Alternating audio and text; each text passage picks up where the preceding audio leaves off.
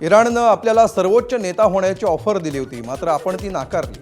अमेरिकेचे अध्यक्ष Donald Trump यांचा रिपब्लिकन पक्षाच्या कार्यक्रमामध्ये खळबळजनक दावा. इराणकडून भारतासह 5 देशांसाठी होर्मुझची सामुद्रधुनी खुली. इराणचे परराष्ट्र मंत्री अब्बास अराक्ची यांची माहिती.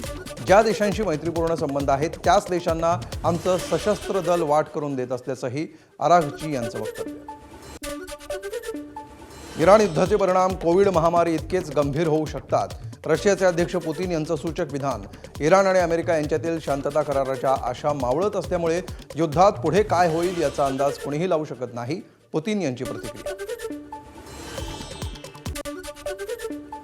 बीसीसीआयकडून आयपीएलचं संपूर्ण वेळापत्रक जाहीर. दुसऱ्या टप्प्यातील उर्वरित 50 सामने 13 एप्रिल ते 24 मे या कालावधीत खेळवले जाणार. बेळगाव हा कर्नाटक राज्याचा अविभाज्य भाग. हा ठराव एकमतानं मंजूर करावा. कन्नड संघटनांचं महापौर उपमहापौरांना निवेदन.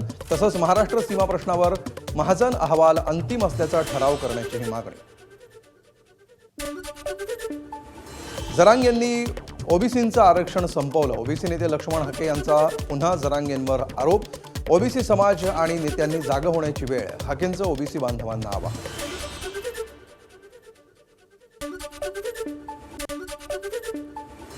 परभणीच्या मानवत तालुक्यातील रूढी पार्टी परिसरामध्ये असलेल्या केशव जिनिंगला आग. मोठ्या प्रमाणावर कापूस जळून खाक झाल्यामुळे जिनिंग चालकाचं आर्थिक नुकसान. तर आग नक्की कशामुळे लागली यामागील कारण अस्पष्ट असल्याची माहिती.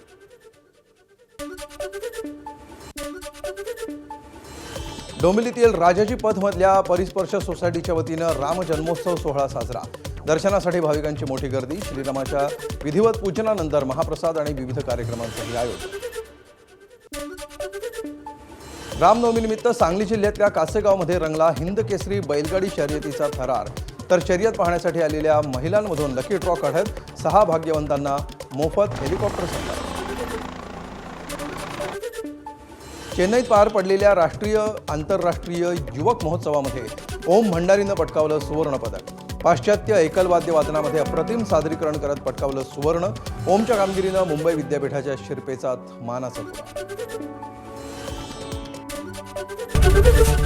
एबीपी माझा, उघडा डोळे बघा नीट.